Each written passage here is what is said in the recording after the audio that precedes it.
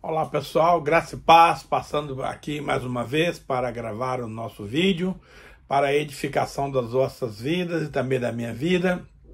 E hoje nós queremos dar continuidade ao tema de o que fazer para ser sempre feliz. E a pergunta é, pastor, é possível a gente viver sempre feliz? Sim, apesar de você enfrentar as lutas, as tentações, as provações, as tribulações.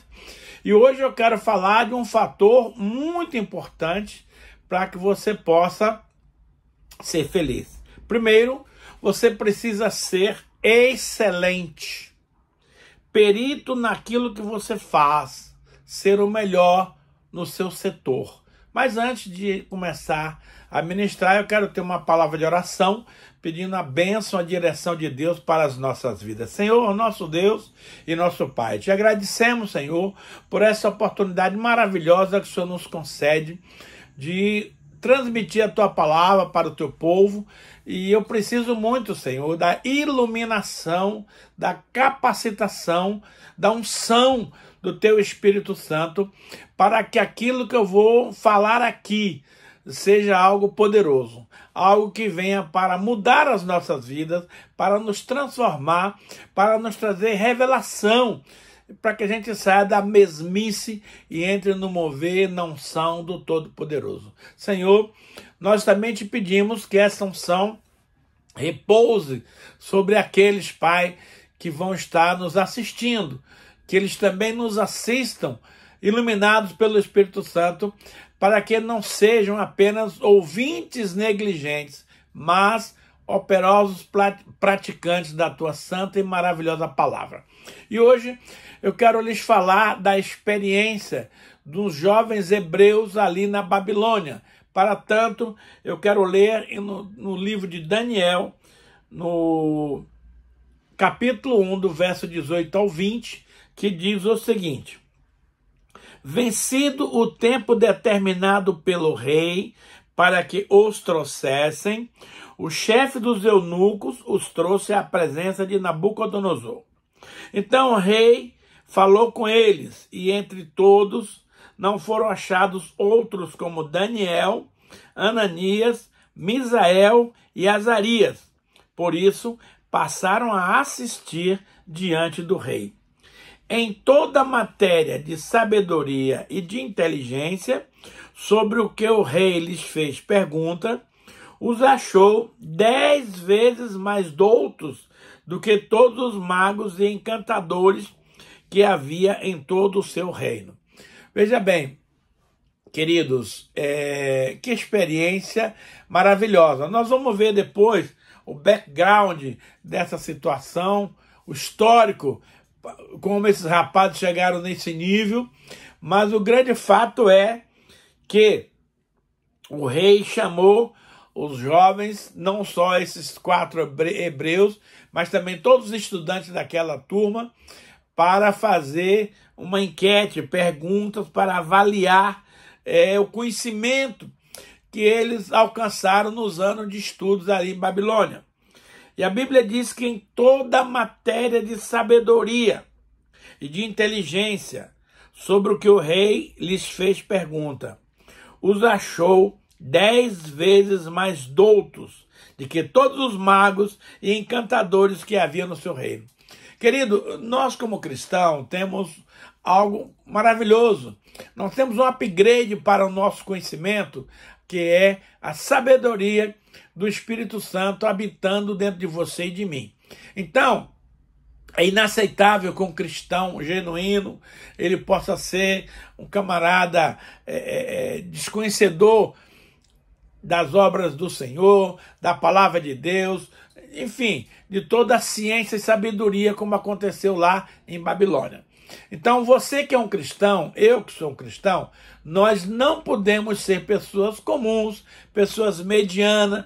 Nós temos que alcançar todo o potencial que Deus tem para nós. Ou seja, 10 vezes mais doutos do que os do mundão. Agora, para isso, você vai ter que atentar para alguns detalhes que muitas vezes os cristãos não valorizam. Por exemplo, tem muito cristão que não estuda. chega na hora da prova, eu vou orar e o Espírito Santo vai me dar sabedoria. Esquece. O Espírito Santo quer que você estude, que você se prepare, que você se esforce. O que o Espírito Santo faz é nos lembrar aquelas coisas que você já estudou. Então, se você não estudou, é óbvio que o Espírito Santo não vai te lembrar. Então você precisa fazer a sua parte. E os cristãos, eles têm o mau hábito de achar que Deus vai fazer tudo e ele não precisa fazer nada. Querido, a vida não é assim. Vamos ver o que aconteceu antes desse episódio aqui, para saber como esses jovens chegaram nesse ponto aqui dos 10 vezes mais sábio. Eu quero compartilhar com você uma experiência no livro de Daniel, capítulo 1. Nós vamos ler do verso 1 até o verso 17 e eu vou estar comentando na leitura esses acontecimentos. No ano terceiro do reinado de Jeoaquim, rei de Judá, veio Nabucodonosor, rei de Babilônia, a Jerusalém e a sitiou. É interessante, amados, que Deus pune o pecado. Deus trata com os desobedientes. Israel já vinha há muito tempo já desobedecendo, contrariando as coisas do Senhor. Então Deus aproveitou e usou Nabucodonosor para invadir Jerusalém e trazer um corretivo para aquele povo, o qual Deus levou 25 anos chamando a atenção através dos profetas, para que aquele povo se arrependesse do seu pecado e voltasse a praticar as coisas boas. Já que eles resolveram não obedecer, Deus então partiu para uma atitude radical. Então veja o que aconteceu. O Senhor lhes entregou nas mãos a Jeoaquim, rei de Judá, e alguns dos utensílios da casa de Deus. A estes levou-os para a terra de Sinar, para a casa do seu Deus, e os pôs na casa do tesouro do seu Deus. Disse o rei Nabucodonosor a Aspenaz, chefe dos eunucos, que trouxesse alguns dos filhos de Israel. Agora, olha quem ele escolheu. Tanto da linhagem real, como dos nobres, jovens, sem nenhum defeito, de boa aparência, instruídos em toda a sabedoria, doutos em ciência, versados no conhecimento e que fossem competentes para assistirem no palácio do rei e lhes ensinasse a cultura e a língua dos caldeus. Veja, o inimigo não está interessado nas pessoas comuns. Eles querem os de linhagem real, os nobres, os estudantes, conhecedores da ciência, né? Versado no conhecimento, de boa aparência, né? Competente para assistirem ao palácio do rei, e aí o rei iria lhes ensinar a cultura e a língua dos caldeus. Então o inimigo não está interessado em qualquer pessoa, ele quer o melhor que Deus tem. Então o rei determinou-lhes a ração diária das finas iguarias da mesa do rei e do vinho que ele bebia, e que assim fossem mantidos por 3 anos, ao cabo dos quais assistiriam diante do rei. E entre eles se achavam os filhos de Judá, Daniel, Ananias, Misael e Azarias. O chefe dos eunucos lhe pôs outros nomes, a saber, Ananias, Sadraque, Mesaque, Abednego. Então, o Daniel e o seu grupo tomou uma decisão. Resolveu Daniel firmemente não contaminar-se com as finas iguarias do rei, nem com o vinho que ele bebia. Agora você pensa um pouco, jovens adolescentes, aí na faixa de 15, 17 anos, no vigor da saúde, com toda a plenitude da juventude, e eles resolveram firmemente. Eu acho esse texto bastante extraordinário, porque não foi assim uma decisão, mais ou menos, eu vou, eu não vou. Não. A palavra aqui é muito enfática. Resolveu firmemente não se contaminar. Agora, como que os jovens decidem, meus amados, abrir mão dessas comidas finas do rei, do vinho? Por quê, meus amados? Essa comida, essas finas iguarias eram alimentos contaminados, oferecidos a deuses pagãos. E Daniel e seus colegas tinham um princípio de ser fiel a Deus. Eles não quiseram comer dessas comidas contaminadas, preferiram comer legumes e água. Então, isso é um paradoxo, meu amado, porque os jovens de hoje querem novidade, querem as coisas chiques, as coisas belas, as coisas modernas, e não vão optar em querer se alimentar de legumes e água. Mas temos aqui um exemplo, que o mundo em que eu e você vivemos está cheio de contaminações. E se você, meu querido, não tomar uma decisão firme para não se contaminar, você vai ter fatalmente inserido nesse contexto social onde a permissividade, a imoralidade, a violência, todo tipo de coisas ruins estão acontecendo. Então, meus amados, só mesmo a ação de Deus e uma decisão firme da sua parte em viver nesse mundo tenebroso que nós vivemos, sem compartilhar das loucuras que o mundo oferece. Então, o Daniel e seus amigos é um exemplo clássico para nós cristãos aprender a conviver numa sociedade corrupta, numa sociedade maligna, numa sociedade demoníaca, e não se envolver com essa sociedade. Só que Daniel tinha um problema, querido. Nessas alturas do campeonato, naquele país, a ordem do rei tinha que ser cumprida à risca. E Daniel, confiante no Deus a quem ele servia, resolveu negociar com o eunuco para não ter que participar daquela comida. Olha o diálogo que Daniel teve com aquele eunuco. Então Daniel pediu ao chefe dos eunucos que não lhe permitisse não se contaminar. Ora, Deus concedeu a Daniel misericórdia. Querido, você não tem desculpa de não obedecer porque o contexto social, porque as coisas lhe obrigam a isso. Não, não. Deus vai te dar graça para você se manter fiel no meio corrupto. Olha só. Concedeu Deus a Daniel misericórdia e compreensão da parte do chefe dos eunucos. Disse o chefe dos eunucos a Daniel: olha, eu tenho medo do meu senhor, o rei, que determinou a vossa comida e a vossa bebida. Porque, pois, veria ele o vosso rosto mais abatido do que os outros jovens da vossa idade?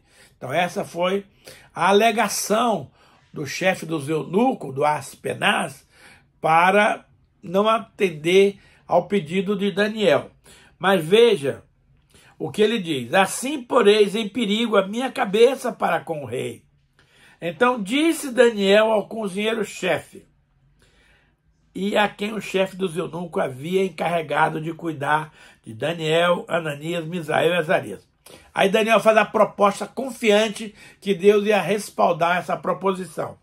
Experimenta-te, peço-te, os teus servos 10 dias, olha só, e que nos dê legumes a comer e água a beber. Então se veja diante de ti a nossa aparência e a dos jovens que comem das finas iguarias do rei, e, segundo vires, age com os teus servos. Ele atendeu e experimentou 10 dias. No fim dos 10 dias, a aparência era melhor. Estavam eles mais robustos do que todos os jovens que comiam das finas iguarias do rei. Então você vê que Deus é quem faz a diferença. Quando um cristão está disposto a obedecer, Deus prepara a situação para resolver qualquer entrave, qualquer dificuldade que possa surgir no meio daquelas pessoas. Com isso, o cozinheiro-chefe tirou deles as finas iguarias e o vinho que deviam beber, e lhes dava legumes. Olha só, amado. O cara passar 3 anos comendo legumes e bebendo água. Ora, a estes 4 jovens, Deus deu conhecimento e inteligência em toda a cultura e sabedoria. Mas a Daniel deu a inteligência de todas as visões e sonhos. Então, meu querido, minha querida, nós como cristãos podemos também desfrutar dessa dádiva. Quando você está disposto a crescer, a aprender a sabedoria, a praticar os princípios, o próprio Deus se encarrega de lhe capacitar com tudo aquilo que você precisa, ou seja, conhecimento, inteligência em toda a cultura e sabedoria. Mas no caso do Daniel, ele teve algo além, que foram todas as visões dos sonhos. Agora, eu quero lhes dizer, meu querido, que esses jovens, apesar de vencer essa primeira batalha, de ter da parte do rei a aprovação, porque ele achou esses jovens hebreus 10 vezes mais sábio do que os magos e encantadores, eles também enfrentaram muitas guerras, muita dificuldade nesse reinado de Nabucodonosor. Então, eu e você precisamos entender um princípio bastante interessante. Sem provação, sem tribulação, sem guerra, você não cresce, você não se desenvolve, você não aprende. Então, eu quero lhe dizer, querido, para você ser uma pessoa 100% feliz, não significa que você não vai enfrentar tribulações, dificuldades, situações adversas. Isso faz parte da vida cristã. Mas isso vai depender da maneira como você acolhe essas situações, como você reage a essas situações. E eu quero rapidamente aqui te falar de 3 situações que nós cristãos vivemos sempre, a todo tempo. Em primeiro lugar, existe a tentação. Então, veja bem, a tentação, vamos ver um versículo que já nos esclarece tudo sobre isso. 1 Coríntios 10, 13 diz assim: não vos sobreveio tentação que não fosse humana. Então, amado, a tentação ela é humana. Mas Deus é fiel e não permitirá que sejais tentados além das vossas forças. Pelo contrário, juntamente com a tentação, vos proverá livramento, de sorte que a possais suportar. Então, meu amado, não adianta dizer, mas a tentação foi muito forte, eu não consegui suportar. Isso não é verdade. Porque a Bíblia diz que Deus vai dar suporte, Deus vai dar condições para você vencer a tentação. Eu costumo dizer para os meus discípulos que a tentação é uma bênção. Por quê, pastor? Porque é o momento que Deus nos dá condições de optar por Ele, de optar pelo bem, de optar pela coisa certa. Porque, meu amado, tentação em si não é pecado. Nós somos tentados em todo o tempo.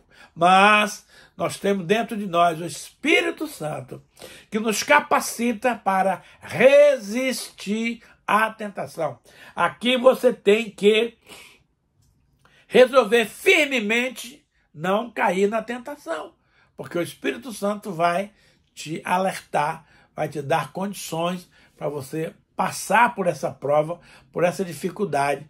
Então a tentação, querido, não é de Deus, é humana. E Deus dá permissão a Satanás para nos tentar em todo o tempo, para provar a nossa fé, para provar a nossa fidelidade, para provar se nós amamos mesmo a Deus ou se estamos só de conversa fiada.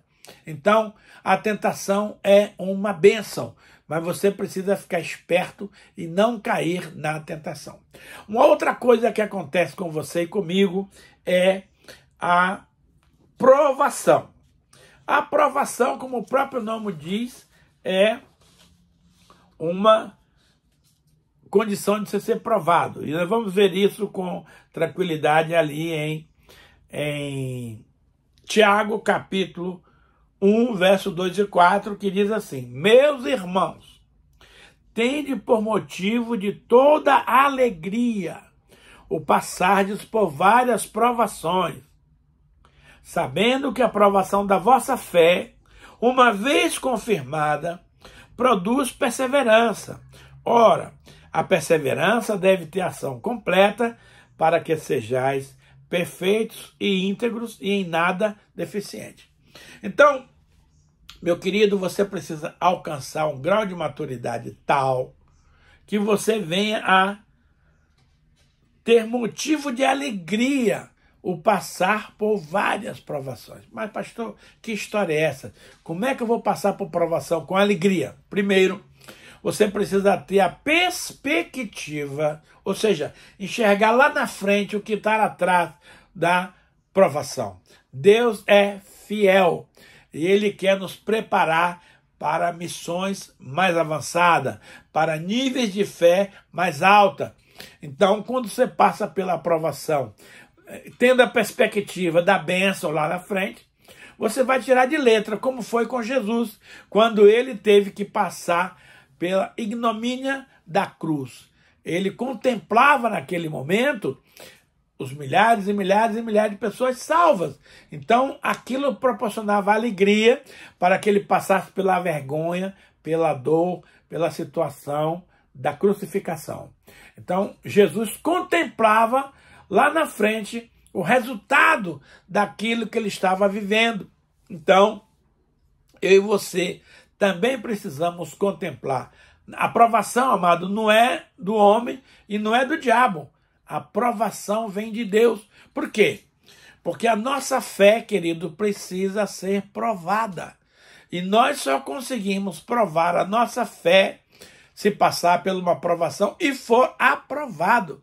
Tiago fala lá no capítulo 2, uma dicotomia de fé versus obra. Então eu preciso ter duas coisas para alcançar os propósitos. Se eu só tiver a fé e não tiver obras, essa fé é morta. E se eu tiver obras e não tiver fé, também não vai agradar a Deus. Então, em capítulo 1, verso 12, está escrito o seguinte: bem-aventurado o homem que suporta com perseverança a provação, porque depois de aprovado, receberá a coroa da vida que Deus tem preparado para todos aqueles que o amam. Então, meu amado, há um prêmio, há um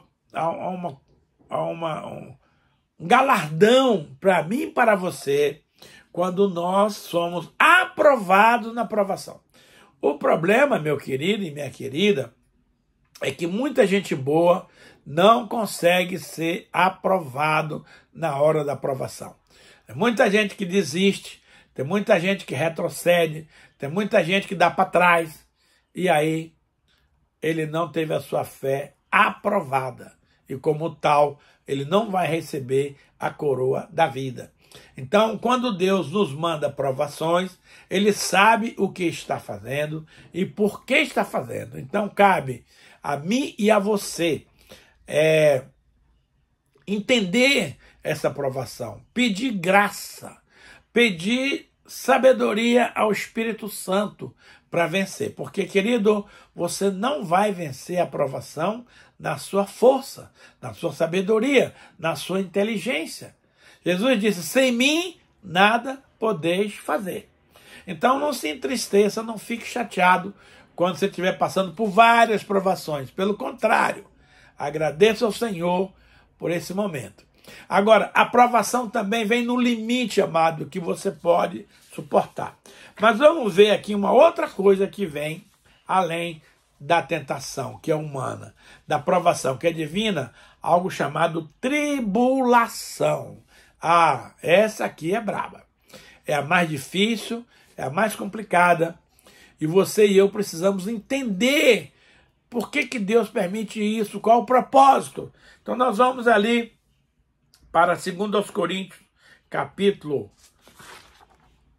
1, verso 3 a 11, que diz assim: olha que coisa maravilhosa. Bendito seja o Deus e Pai de nosso Senhor Jesus Cristo, o Pai das misericórdias e o Deus de toda consolação. Olha só, Deus é chamado de o Pai da misericórdia e o Deus da consolação. Você sabe que quando algum parente de alguém morre, a gente pede que o Espírito Santo console a família, console as pessoas que ficaram ali. Então Deus é o Pai das consolações.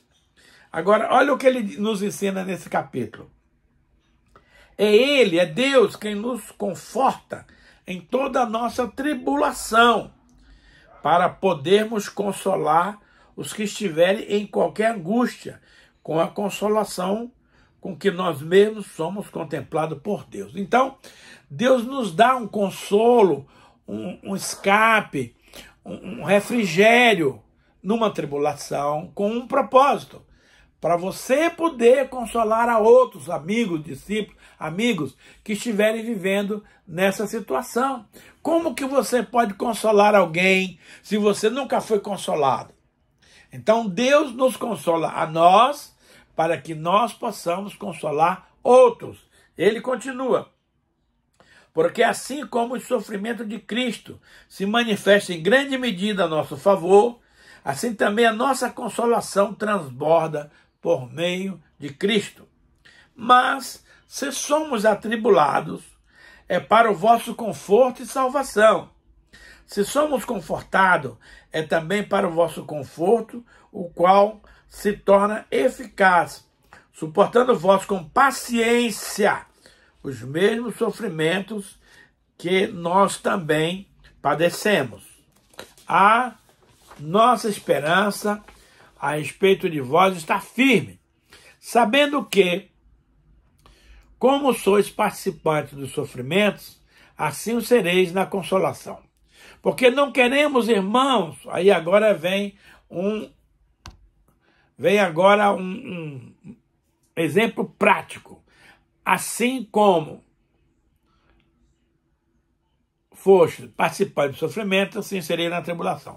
E aí Paulo agora entra numa situação específica da tribulação que ele está passando. Ele diz assim: porque não queremos, irmãos, que ignoreis as tribulações que nos sobreveio na Ásia, porquanto foi acima das nossas forças, ao ponto de desesperarmos da nossa própria vida. Contudo, já em nós mesmos tivemos a sentença de morte, para que não confiemos em nós, e sim no Deus que ressuscita os mortos, o qual nos livrou e nos livrará de tão grande morte, em quem temos esperado que ainda continuará a livrar-nos.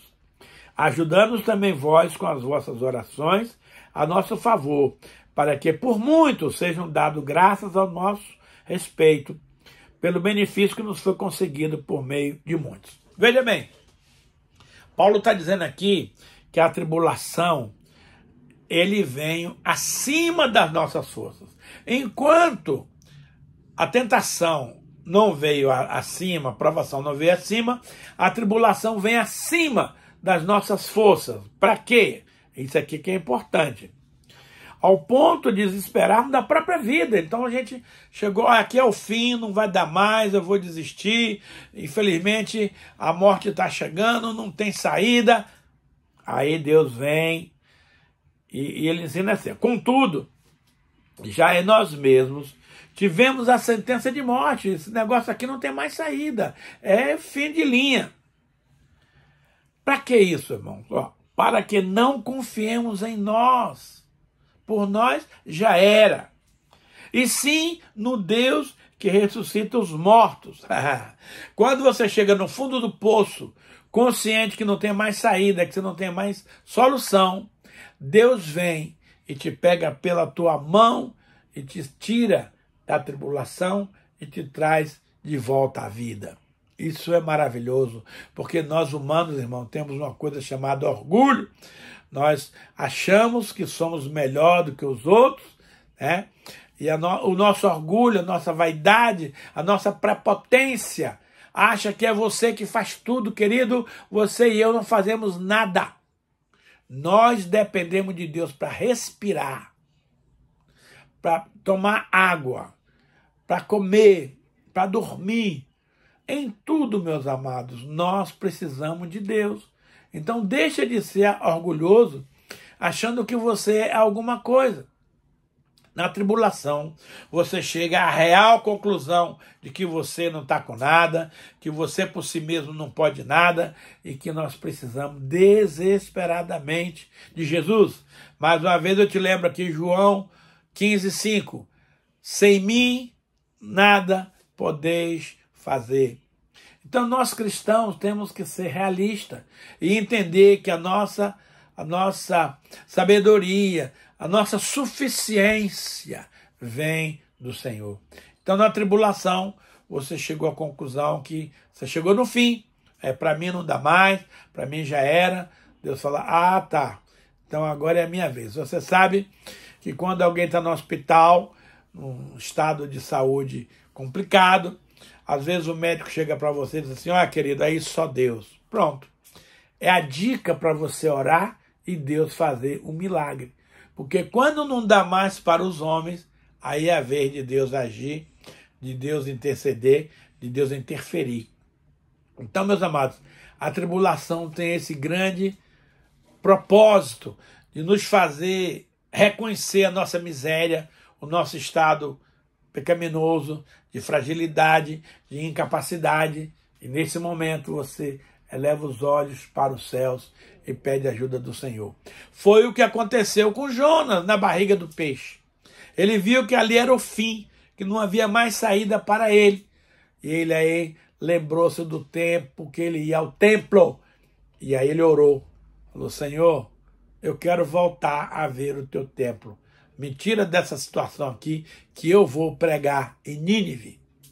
Então, quando ele decidiu fazer a vontade do Senhor, a Bíblia diz que aquele peixe vomitou Jonatas lá em Nínive.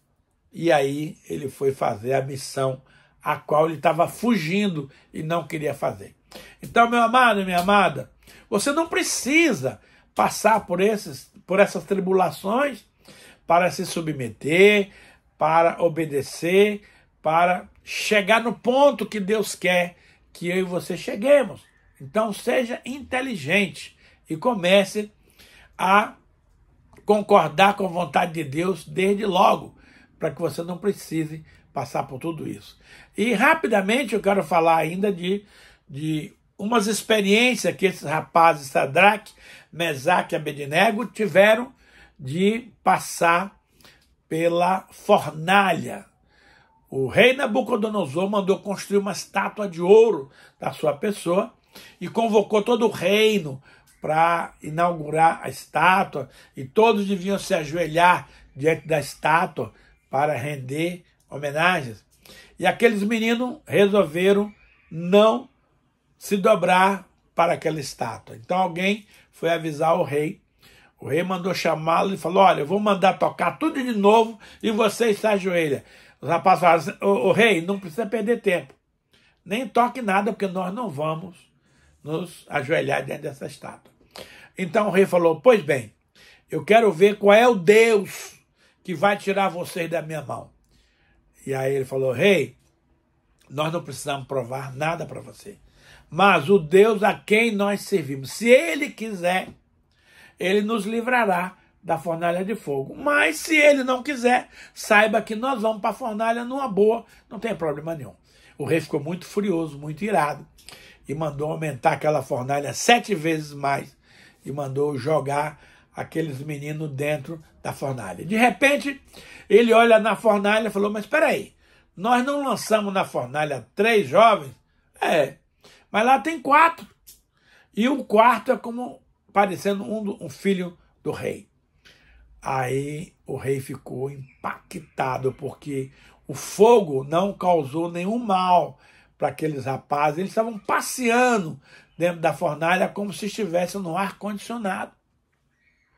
O rei mandou que eles saíssem para fora e lançou um decreto declarando que, no seu reinado, ele declarava que não havia nenhum outro Deus como o Deus de Sadraque, Mesaque e Abednego, e os colocou em altas posições no seu reino, porque eles resolveram segurar a aprovação e foram aprovados.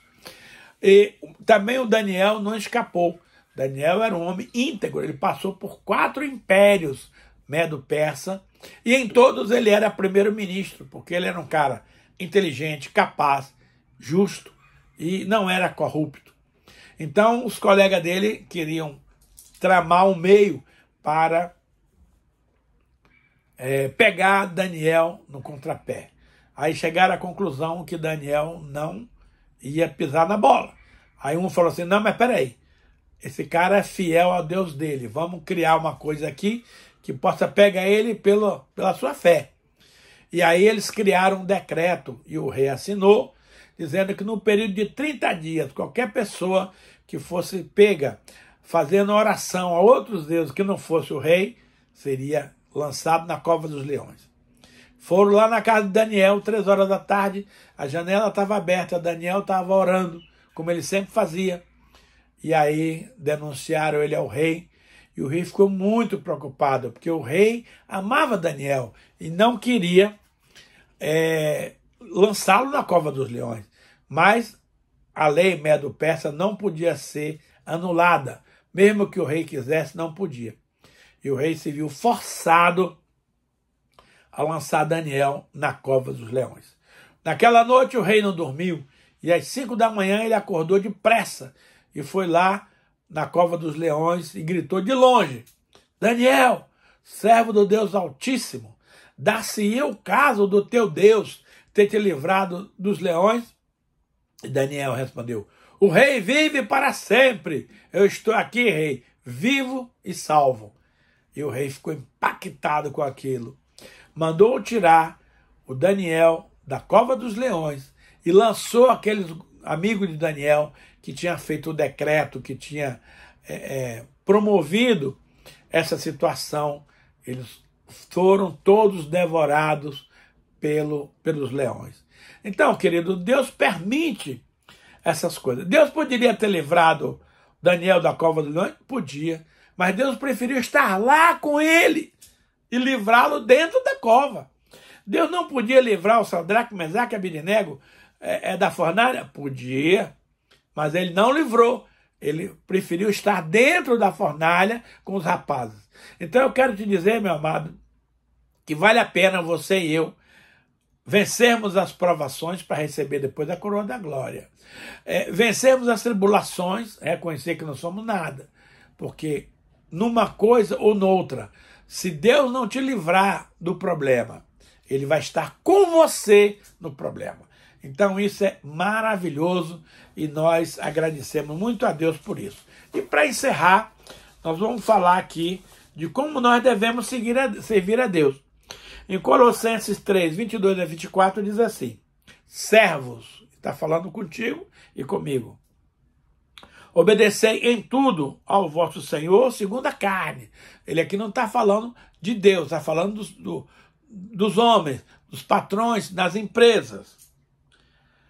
Não servindo apenas sob vigilância, visando tão somente agradar homens, mas em singeleza de coração, temendo ao Senhor. Tudo o que fizerdes, isso aqui vale para você e para mim, tudo quanto fizerdes, fazei-o de todo o teu coração, como para o Senhor e não para homens, cientes de que recebereis do Senhor a recompensa da herança. A Cristo, o Senhor, é que estais servindo. Então, meu amado, deixa eu te dizer uma coisa. Tem muita pessoa, quando se converte, quer sair do seu trabalho para trabalhar na igreja, tempo integral, servir a Deus. Eu quero te dizer que isso não é uma regra geral. Evidentemente que algumas pessoas Deus chama para o seu serviço, mas a grande maioria nós precisamos representar a Deus no nosso trabalho, na empresa que você serve. Então a sua empresa, querido, o seu emprego é o seu ministério no momento.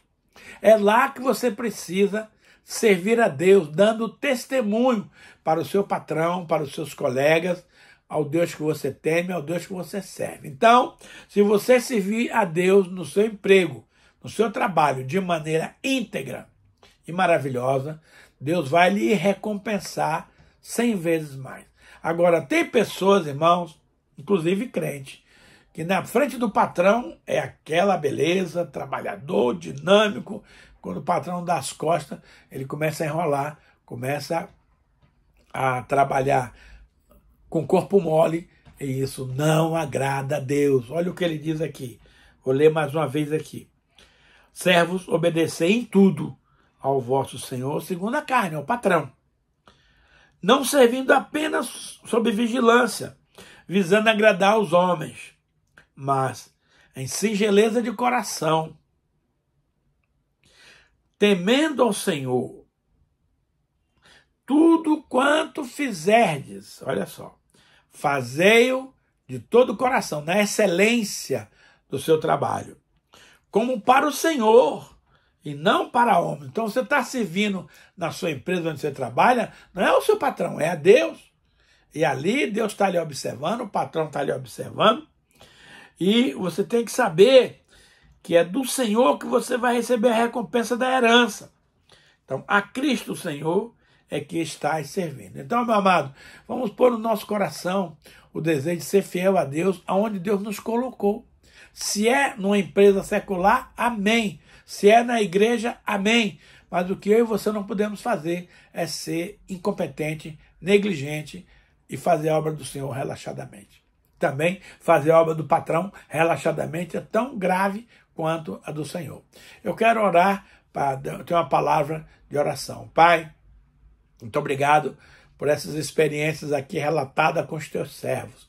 Que o Senhor nos ajude a entender a profundidade desse ensino e que nós possamos praticá-lo no nosso dia a dia, apesar das dificuldades, das situações, das tribulações. Nos ajude, papai, a vencer as tentações. Nos dê força para suportar as provações. E nos dê sabedoria, Senhor, para reconhecer na tribulação que o Senhor é quem faz, o Senhor é quem manda, o Senhor é quem resolve. Abençoa, Pai, cada um dos nossos que estão nos assistindo agora. Senhor, capacita, Senhor, a este povo. Aquilo que eu não fui capaz, meu Deus, de transmitir aqui, que o Senhor possa esclarecer no coração dos meus irmãos esses ensinamentos, para que a gente possa praticá-los de verdade no nosso dia a dia. Agora, Senhor, eu te agradeço pela oportunidade de fazer uma semeadura no teu reino espiritual. Pai, abençoa o teu povo, que vai estar fazendo um Pix agora para a Igreja Apostólica de Jesus, o Pão da Vida. O nosso Pix é 41 99979 6625. Amados, Deus não precisa do seu dinheiro, mas eu e você precisamos fazer uma semeadura para alcançar uma tremenda colheita no reino do Senhor. Abençoa, Pai, aqueles que nesse momento foram tocados por Ti, para fazer um Pix para nós. E eu sei que o Senhor vai se agradar e vai abençoar sobremaneira cada um dos nossos assistentes. Senhor, que cada um aqui, Pai, possa fazer um compartilhamento dessa mensagem, para que ela não fique restrito só a poucas pessoas, mas que tantos quantos necessitam ouvir essa mensagem possam ser alcançados por um compartilhamento. Se inscreva no nosso canal, dê o seu joinha, para que você seja notificado quando alguma palavra for publicada. E até a semana que vem, nós agradecemos pela oportunidade, em nome de Jesus. Fica com Deus e até o próximo domingo, às 15 horas, no YouTube. Nós louvamos o nome do Senhor pela sua vida. Agradecemos e glorificamos a Deus. Abençoa, Pai, cada um daqueles que nos assiste, e a Ti te damos toda a honra, toda a glória e todo louvor, em nome do Senhor Jesus. Amém.